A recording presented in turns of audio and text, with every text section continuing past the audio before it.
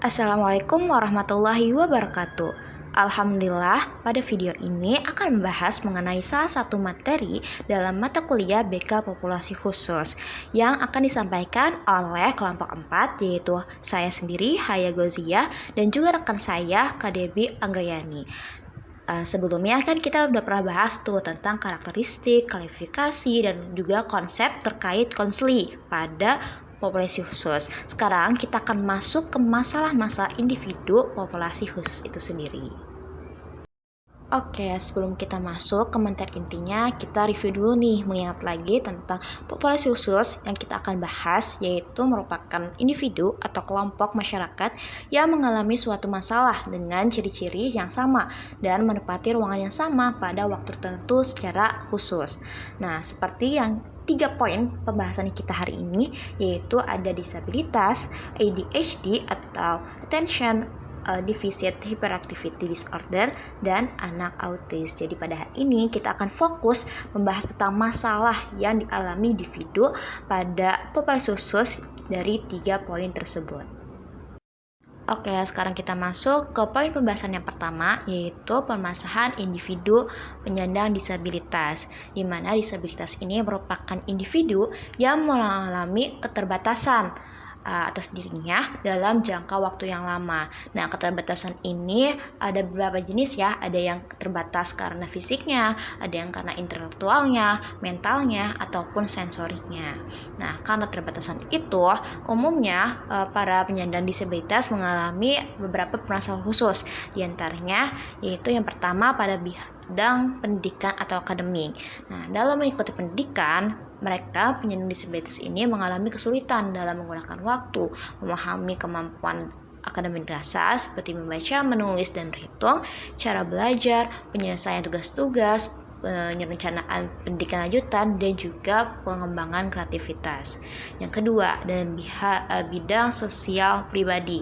Nah, masalah yang sering muncul dalam diri penyandang disabilitas ini yaitu perihal hubungan dengan sesama temannya, penyesuaian diri dengan lingkungan pendidikan dan masyarakat, penyesuaian diri terhadap konflik, pemahaman sikap dan penerimaan diri dalam memahami kelebihan dan kekurangannya, dan menetapkan pilihan serta pengambilan keputusan. Yang ketiga, bidang karir. Nah, masalah yang berkaitan dengan pengembangan karir yaitu tentang pemilihan jurusan atau pekerjaan yang sesuai dengan minat dan kemampuannya, motivasi yang rendah, pemahaman kondisi lingkungan kerja, dan perencanaan serta pengembangan karir. Dan yang keempat, dalam keluarga nih. Nah, masalah ini muncul karena adanya kurang pahaman dan penerimaan dari keluarga, terkhususnya orang tua, terhadap kondisi si penyandang disabilitas ini. Nah, maka perilaku yang muncul yaitu perilaku menolak, membatasi kecepatan para penyandang disabilitas, membiarkan atau mengasingkan mereka, terlalu melindungi, overprotective, ataupun bersikap permisif terhadap mereka. Pada tahun 2016, Pratiwi mengklarifikasikan masalah umum yang dialami oleh penyandang disabilitas, di antaranya yang pertama tunanetra atau penyandang gangguan penglihatan. Nah, adapun permasalahan yang sering terjadi dalam kehidupan sehari-harinya di antaranya yaitu yang pertama segi motorik. Nah, dengan gangguan tersebut sebenarnya tidak langsung berpengaruh terhadap keadaan motoriknya. Namun karena hilangnya pengalaman visual penglihatannya menyebabkan tunanetra ini kurang mampu melakukan orientasi lingkungannya, sehingga penyandang tunanetra harus belajar bagaimana berjalan dengan aman dan efisien dalam suatu lingkungan melalui berbagai keterampilan orientasi dan mobilitas. Kedua, perilaku. Kondisinya ini sebenarnya tidak langsung ya menimbulkan penyimpangan perilaku pada dirinya, namun mereka sering melakukan perilaku stereotip yang tidak semestinya, seperti menekan-nekan matanya, membuat suara yang dengan jarinya, menggoyangkan kepala dan badannya, ataupun berputar-putar. Nah, sebenarnya ada beberapa teori yang pernah mengungkapkan terjadinya perilaku tersebut. Itu kemungkinan akibat dari tidak adanya rangsangan sensoris, terbatasnya aktivitas dan gerak di dalam lingkungan, serta keterbatasan sosial. Dan untuk mengurangi atau menghilangkan perilaku tersebut, dapat kita bantu dengan memperbanyak aktivitas untuk mereka, memberikan alternatif pelajaran ataupun lain sebagainya. Yang ketiga yaitu akademik. Keadaan ketunanetraan ini berpengaruh pada perkembangan keterampilan akademis, khususnya dalam bidang membaca ataupun menulis. Nah, maka dengan kondisi tersebut, tunanetra ini mempergunakan berbagai alternatif media atau alat untuk membaca dan menulis sesuai dengan kebutuhan masing-masing, seperti mempergunakan huruf cetak dengan berbagai ukuran. Dan melalui asesmen dan pelajaran yang sesuai, tunanetra ini dapat mengembangkan kemampuan membaca dan menulisnya seperti orang normal lainnya. Yang keempat, pribadi dan sosial. Memiliki keterbatasan dalam pengamatan dan meniru, mereka ini para penyandang tunanetra sering mengalami kesulitan dalam melakukan perilaku sosial yang benar. Nah, maka penyandang tunanetra ini perlu mendapatkan pelatihan langsung dalam mengembangkan hubungan persahabatan, mempergunakan gerakan tubuh dan ekspresi wajah, mempergunakan intonasi suara dalam ekspresikan perasaan, dan menyampaikan pesan yang tepat pada waktu melakukan komunikasi.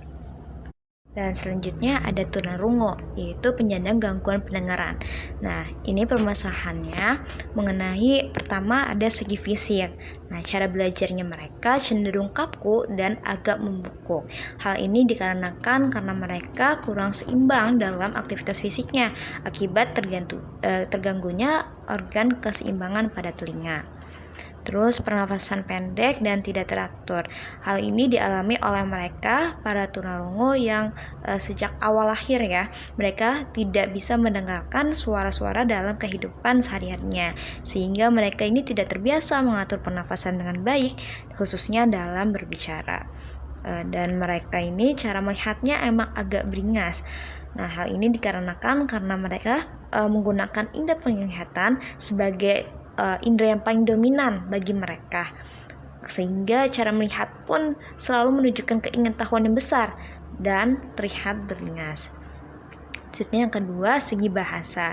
Nah, ini biasanya mereka ini cenderung miskin akan kosakata, sulit mengartikan kata-kata yang mengandung ungkapan, dan tata bahasanya yang kurang teratur.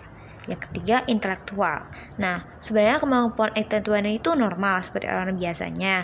Namun, akibat keterbatasan dalam berkomunikasi dan berbahasa, maka perkembangan intelektual pun akan melambat. Lanjut ke tunagrahita atau penyandang gangguan intelektual. Nah, tentunya permasalahan yang pertama dialami dia yaitu intelektual itu sendiri. Dalam pencapaian tingkat kecerdasan, tunagrahita ini selalu di bawah rata-rata dengan orang yang seusianya. Begitu juga perkembangan kecerdasan sangat terbatas. Pada pembelajaran, mereka ini sulit memahami masalah. Maka cara belajarnya yang tepat untuk mereka ini banyak dilakukan dengan secara rote learning atau belajar dengan membeo, bukan dengan pengertian. Itu yang kedua, segi sosial. Mereka ini cenderung tidak dapat mengurus, memelihara, dan memimpin diri, di mana pada masa kanak-kanak nih, biasanya mereka ini harus dibantu secara terus-menerus, disuapin makannya, dipasangkan dan dilepaskan pakaiannya, diawasi secara terus-menerus hingga mereka dewasa. Mereka ini tetap akan bertergantung dengan bantuan orang lain. Yang ketiga, dorongan dan emosi. Nah, perkembangan dorongan emosi bagi penyandang tunagrahita ini sesuai dengan tingkatannya. Pada tingkatan tunagrahita yang berat dan sangat berat, mereka ini hampir tidak memperlihatkan dorongan untuk mempertahankan diri. Nah, dalam keadaan haus dan lapar saja, ini mereka ini tidak menunjukkan tanda-tandanya. Mendapatkan rangsangan nih yang menyakitkan bagi dirinya, ini mereka tidak mampu menjauhkan diri dari rangsangan tersebut. Yang keempat, kemampuan dalam bahasa. Penyandang tunagrahita ini sangat terbatas pembendaharaan kata, terutama kata yang abstrak. Nah, semakin berat tingkat ketunagrahitanya, maka mereka ini banyak mengalami gangguan bicara disebabkan cacat artikulasi dan problem dalam pembentukan bunyi. Oke, dan terakhir, tunalaras atau penyandang gangguan perilaku dan emosi. Adapun masalah umum yang dialaminya, diantaranya yaitu yang pertama, mengalami gangguan perilaku. Contohnya nih, mereka suka berkelahi, memukul, menyerang, merusak barang milik pribadi ataupun orang lain, suka melawan, sulit berkonsentrasi, tidak mau bekerja sama, ingin menguasai orang lain, dan perilaku penyimpangan lainnya. Yang kedua, kurang dewasa, di mana mereka masih suka berfantasi, berangan-angan, dan lainnya. Terus bersikap agresif. Lanjut, yang kedua ada sosial atau emosi, di mana mereka nih sering melanggar norma masyarakat, norma yang berlaku ya. Terus mereka juga sering mengganggu dan tidak menutup kemungkinan bahwa mereka ini secara emosional seringkali merasa rendah diri dan mengalami kecemasan. Dan terakhir, karakteristik akademik, di mana para penyandang tunalaras ini mendapatkan hasil belajar yang seringkali jauh di bawah rata-rata, sehingga mereka ini seringkali tidak naik kelas, terus mereka juga sering bolos sekolah, dan seringkali melanggar peraturan yang ada di lingkungannya. Untuk yang selanjutnya, permasalahan dari anak ADHD atau Attention Deficit Hyperactive Disorder. Ada beberapa permasalahan yang dialami oleh anak ADHD ini. Yang pertama, aktivitas motorik yang berlebihan. Jadi masalah motorik pada anak ini disebabkan karena kesulitan mengontrol dan melakukan koordinasi dalam aktivitas motoriknya, sehingga tidak dapat membedakan kegiatan yang penting dan yang tidak penting. Kemudian gerakan yang dilakukannya ini secara terus-menerus tanpa adanya rasa lelah, sehingga kesulitan memusatkan perhatian. Kemudian yang kedua, menjawab tanpa ditanya. Masalah ini sangat membutuhkan kesabaran bagi gurunya di kelas. Mereka sangat dikuasai perasaannya sehingga begitu cepat bereaksi. Sulit untuk mempertimbangkan atau memikirkan terlebih dahulu perilaku yang akan ditampilkannya. Impulsivitas ini muncul pula dalam bentuk verbal.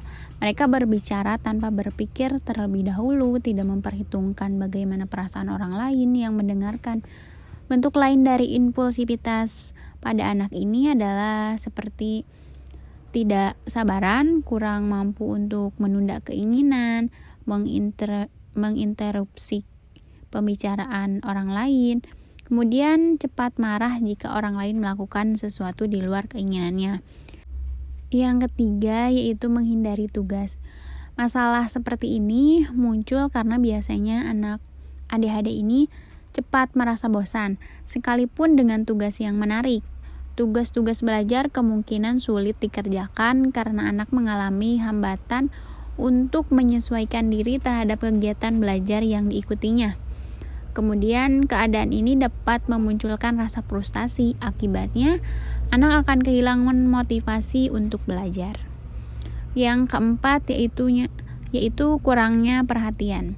Kesulitan dalam mendengar, mengikuti arahan, dan memberikan perhatian adalah merupakan masalah umum pada anak-anak ini.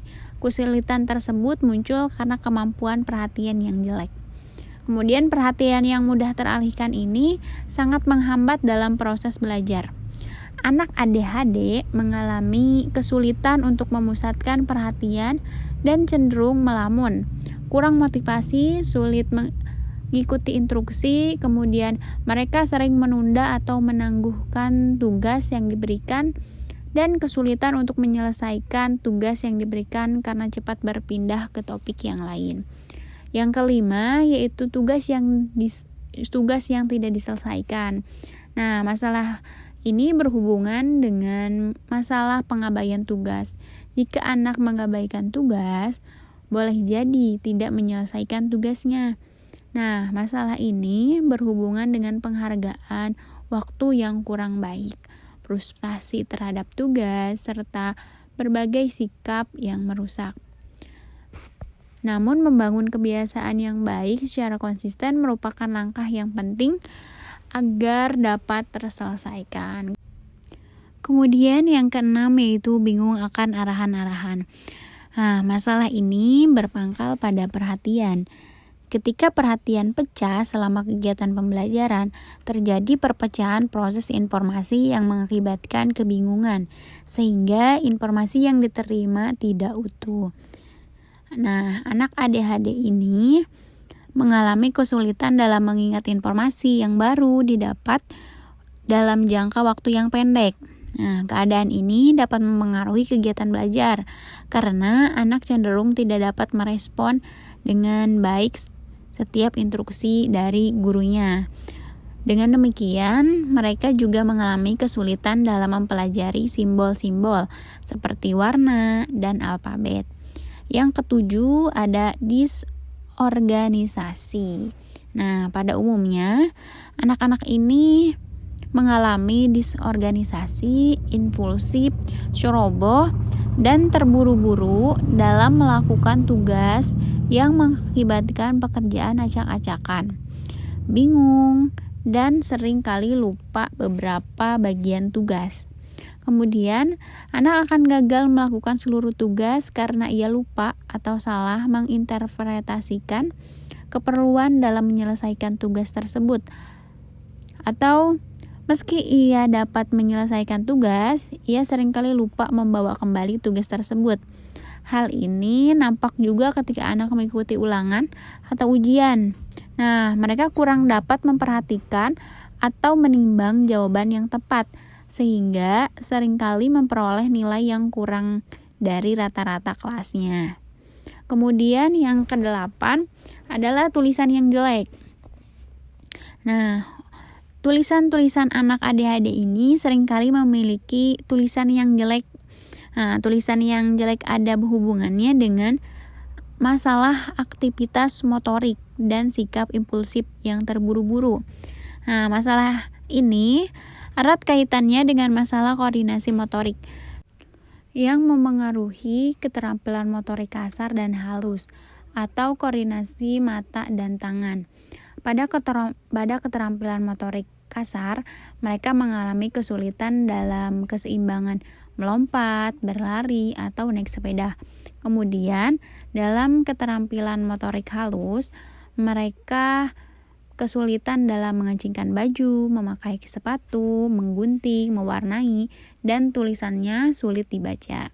Dalam koordinasi mata dan tangan, kesulitannya seperti melempar bola, menangkap bola, atau menendang.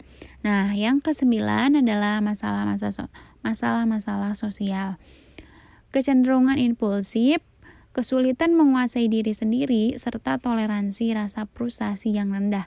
Tidaklah mengherankan jika sebagian anak mempunyai masalah dalam kehidupan sosial.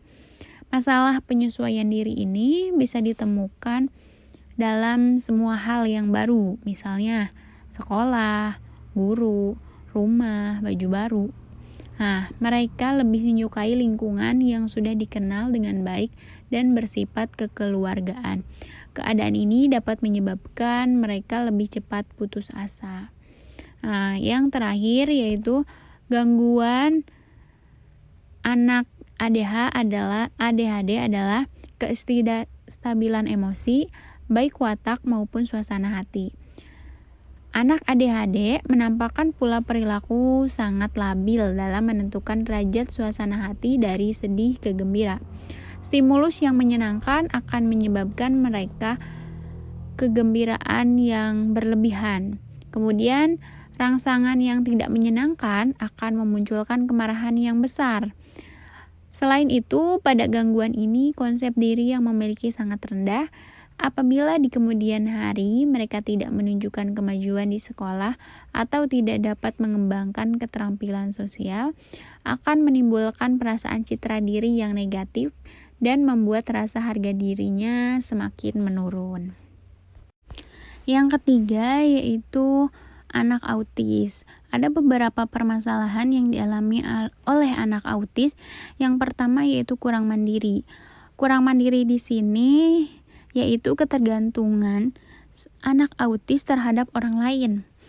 Jadi saat di sekolah, kita kan seharusnya yang diharapkan adalah agar siswa lebih mandiri gitu kan. Namun pada kenyataannya, Siswa autis itu terus bergantung pada guru yang sama. Kemudian informan hanya mau belajar di kelas dengan guru yang sama. Ketika guru tersebut berhalangan hadir, mereka akan sibuk sendiri, bahkan tidur di kelas dan tidak mau mengikuti belajar. Nah, yang kedua yaitu cenderung kaku. Sikap cenderung kaku yang dimaksud adalah sikap datar tanpa ekspresi yang ditunjukkan oleh anak autis ketika selesai melakukan sesuatu. Jadi ketika sudah dapat merespon dengan baik saat diberikan pertanyaan oleh guru, siswa autis tidak terlihat ekspresi wajah serta gerakan tubuh seperti orang yang sedang dalam keadaan senang pada umumnya. Mereka hanya mengekspresikan perasaan yang dialami hanya dengan kata-kata saja. Kemudian yang ketiga yaitu sikap egosentris. Sikap egosentris pada anak autis ini lebih cenderung pada tindakan yang dapat membuat dirinya senang tanpa memperdulikan orang lain di sekitarnya. Nah, perilaku tersebut sering kita jumpai dalam kehidupan sehari-hari, bahkan pada anak normal pada umumnya. Kepedulian kedua informan atau anak autis ini untuk berbagi dengan orang lain memang belum terlihat. Mereka lebih memperhatikan apa yang menjadi kesenangan dan kebutuhan mereka tanpa memperhatikan orang lain di sekitarnya. Mungkin itu saja yang dapat kami sampaikan, kurang lebihnya mohon maaf. Terima kasih. Wassalamualaikum warahmatullahi wabarakatuh.